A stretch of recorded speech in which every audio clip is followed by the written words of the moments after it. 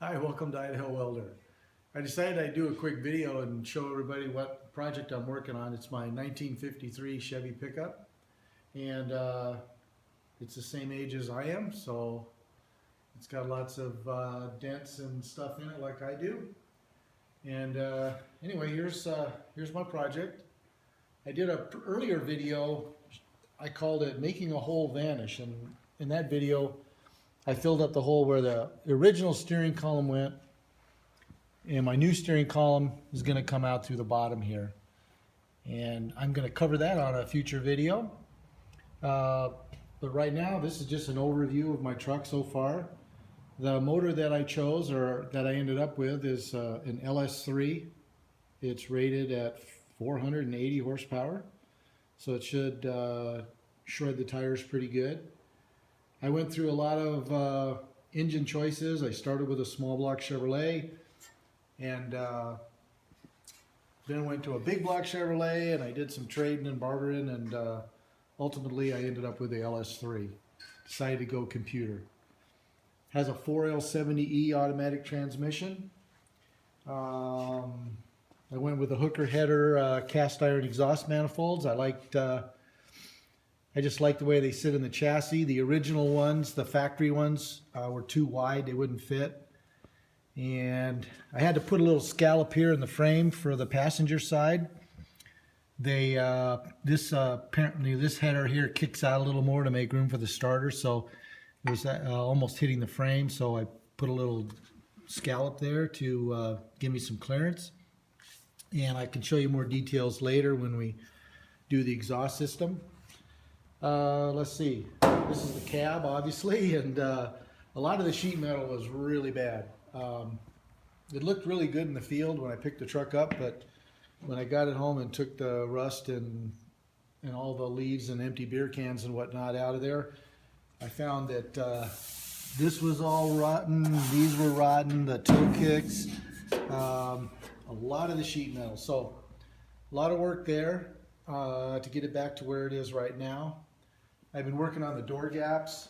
I'm getting there, but it was quite an adventure. Somebody had opened this door all the way up and wrinkled the door. I guess they forgot there was a tree behind them when they were backing up. But so that took quite a bit to fix. Inside the truck, there's been a little bit of work done in there. Obviously, I've got the secret compartment where the battery is right there. The new toe kicks. This is the transmission tunnel. I think I can get it out of there and show you.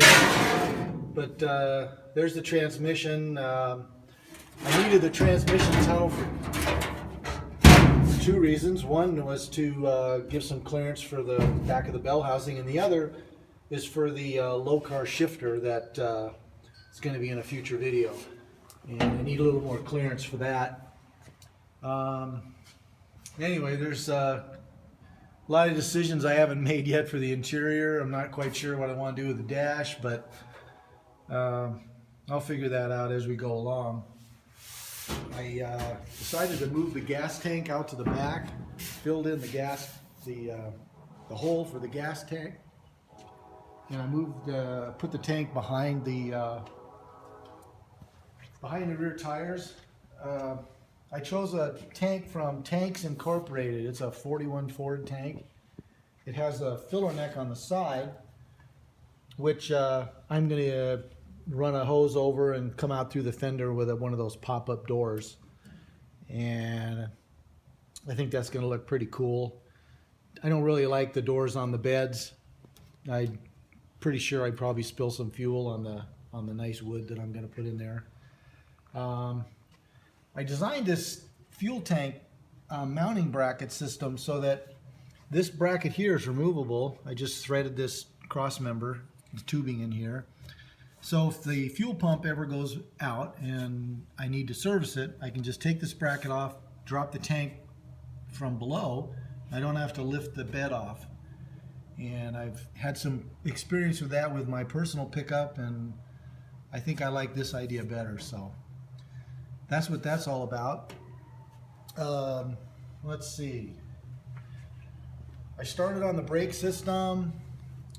Got the stainless lines that go from the wheels here. Then from here it's going to go across to the other side. I'm going to run it along this tubing here and put some clamps down. And then from here it's going to go to the front of the truck.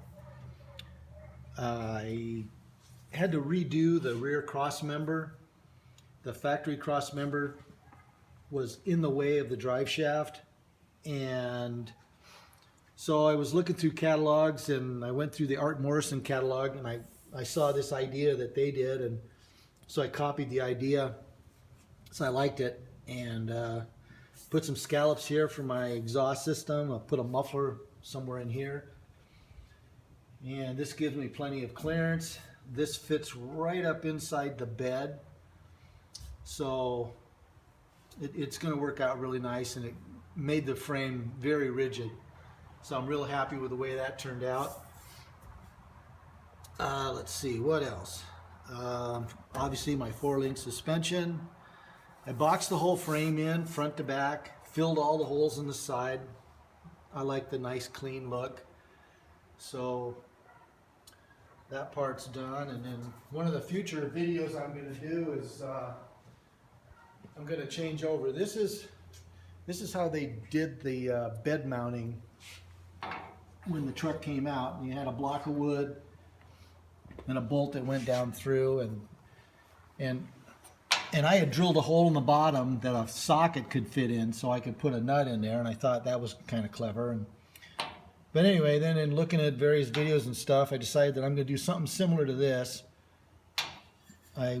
Not this heavy a material. I'm going to use this 1/8" material, and I'm just going to drill a hole, weld these on, and then I'll put the rubber on top of that, and I think that's going to look a lot cleaner. I can access the nut right in through there. So that's going to be on another video coming up. I'll share that with everybody. Let's see, rotten cab corners here, pretty common on these trucks. Working on that. Some issues up in here that I fixed, and I'm working on that. More door gap issues that I'm working on. But all in all, it's coming along pretty good. And anyway, there's where my project is right now, and more to come. The next video I'm going to do is my brake system. I've got some master cylinder power brake booster stuff here. So the next time we meet, I'm going to be mounting my master cylinder on the firewall somewhere in here, and I'll show you what I'm doing when I get to that in the next video. It used to be underneath the frame, but that wasn't going to work. It got in the way of the exhaust system, so change of plan. That's a pretty common thing with street rods. So anyway, next time, Operation Power Brake Booster. So stay tuned. I look forward to you the next time.